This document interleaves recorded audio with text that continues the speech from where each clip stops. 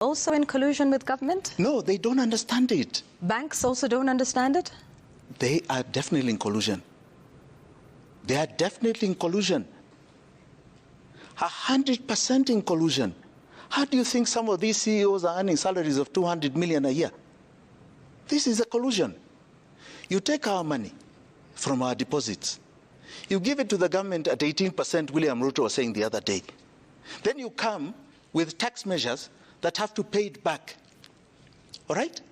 The banks make huge money. You and I try and get a loan. We are told, no.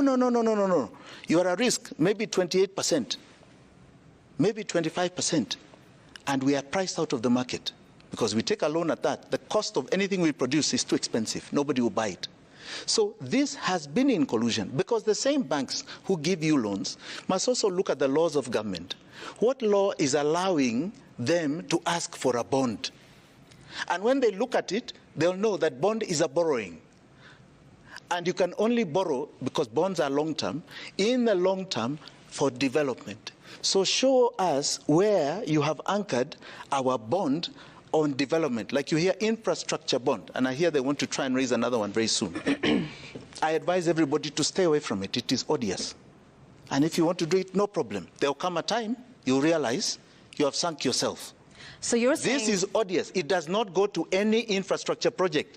They took a 200 and something early this year. What roads are being built here? Where is the prospectus? Where is it in the budget that this bond is going to fund these roads? There's nothing going on here.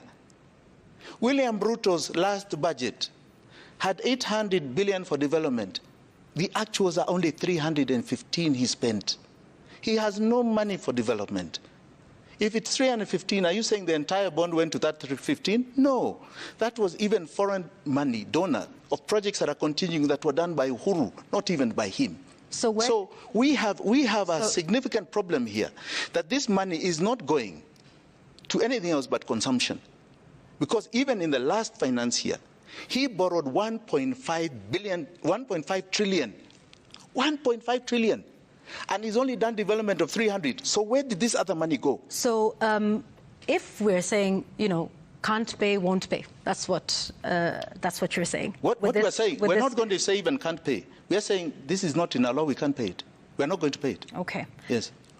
Because we really have to close at this point. I want to hear what your alternative plan and thinking is to get this country back economically, because you speak heavily on the problem and you talk about what it is and you frame it.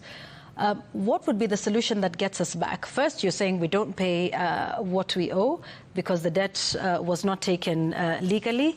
That is your claim. And then we've got a broad-based government that you say is not one that is going to help. You want President William Ruto to leave office today.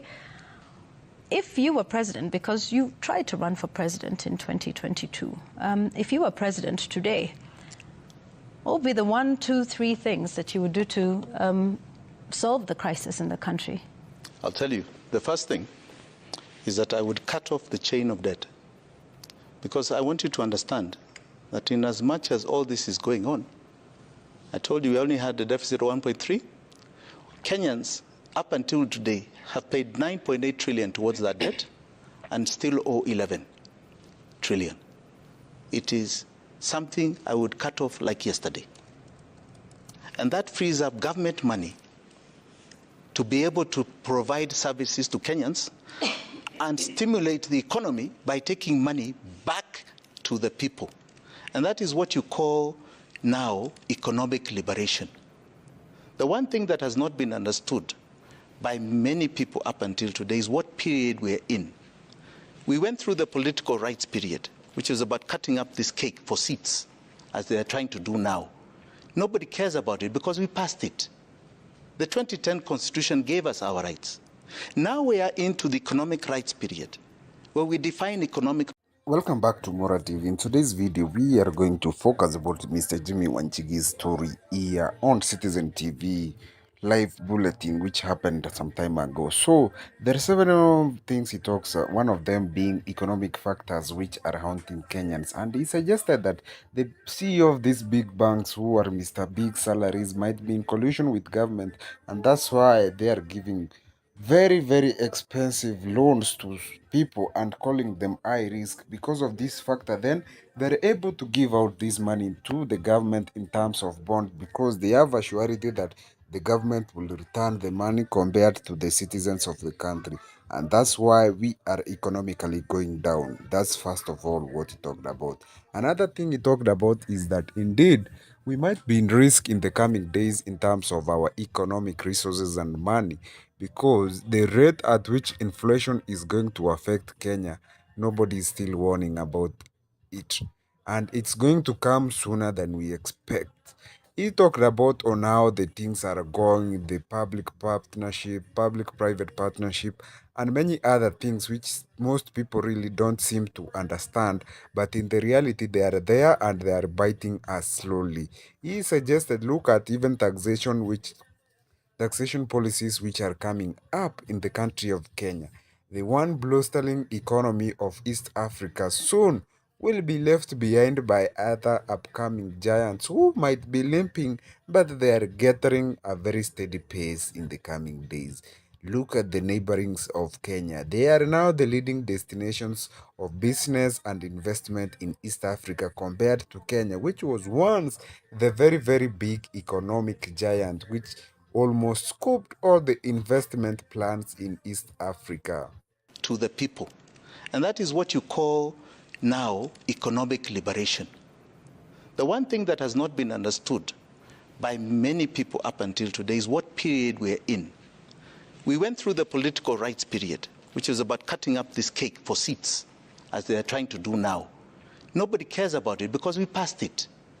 The 2010 Constitution gave us our rights. Now we are into the economic rights period, where we define economic models about the bakers of the cake.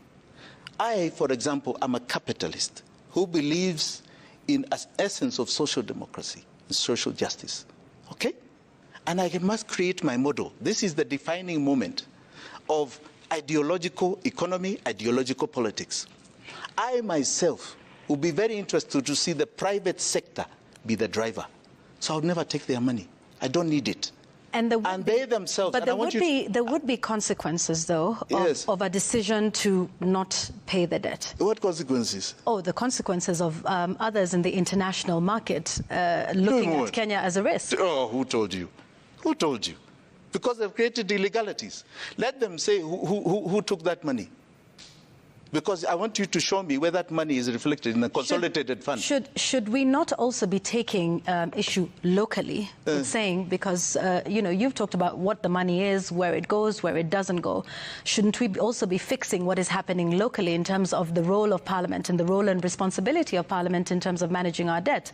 If you say that money has gone somewhere, should those people not be found and jailed? Is this a local problem, or is this an international problem? We've got a system. And you have to know, yes, certainly, there will be consequences, because they will look at Kenya as a credit risk. No. They will increase the credit rates. So there will be a period where you will have to deal with some of the consequences of a decision like that. Now, the question is, what would you be able to do to mitigate some of the consequences? Yvonne, you want us to live in fear. No, it's not fear. No, You're it's saying not fear. Fear of this happening. No, I'm Jimmy, sorry. Jimmy, it's not fear. Let me answer. There are consequences, though. Let me answer. How would you deal with Let me answer. First and foremost, forget about that fear-mongering. International community, this or that. Sijui nani, this or that. I'm sorry. No matter what they do, we can live within our means. We don't need them. So why do they want us on a chain? Why do they want us on a chain? If we legitimately owe IMF, and it is in the budget, we'll ask those that we paid illegitimately to return it. To return it. Because as I told you, we have paid almost 10 trillion to this debt. That is still at 11 trillion, never coming down, just growing. So let's not live in fear as a nation. Let us not live in fear. I don't live in fear, right? They say when you fear nothing, right? Then what?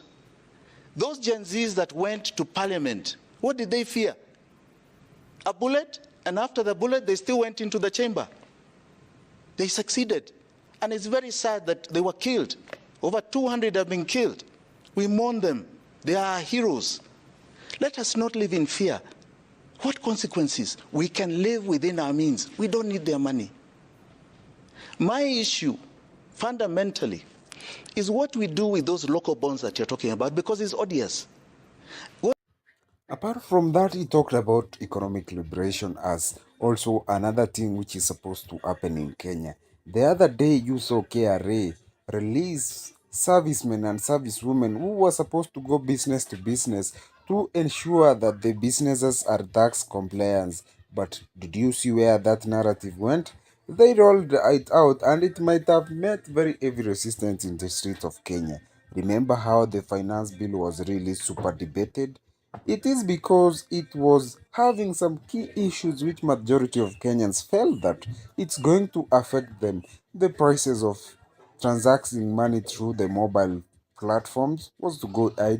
Even digital creators were to be taxed, even farmland. And this finance bill became very debated, so much that it even led to the occupation of parliament on that June 25th. And since then, the president withdrew that controversial finance bill. But the country of Kenya is not yet far because these things are still getting back in fewer and some minimal like introduction through bills, and the way they are being introduced is really unnoticeable, and it's going to be something which might be a tickling time bomb. And in the coming days, we might see even more policy or more punitive measures which are coming in the name of ensuring tax compliance. We have seen how the things like mobile phones are being targeted and many other business owner, even the tills and the platforms, this money payment platform, tills and the pay bills are going to be also targeted to ensure compliance. But the question is, why should KRA really look for much money yet there is a lot of money which has been stolen through corruption? If there was no corruption in Kenya, then Kenya could be the one big giant in Africa in terms of economic and social development. But at the moment, we have seen a lot of stalled projects from north to south. There have been a lot of activists, some of them like Morara Kebaso, who are focused surely on developments which have stalled, and this gentleman alone has unearthed massive looting in Kenya, especially in a lot of the counties where we have seen multi-billion projects which have stalled for years, some of them dating up to 2014, and they were supposed to be done by 2020. But at the moment, they are half done, and the statistics just suggest that majority of them, the money which has been paid is almost a half. Some of them, the contractors already left site, citing the question, what's really going on in Kenya? If you've watched up to this end, make sure to subscribe, hit that notification bell. And if you're ever watching from any other platform, make sure you head over to YouTube, search Mora TV and subscribe.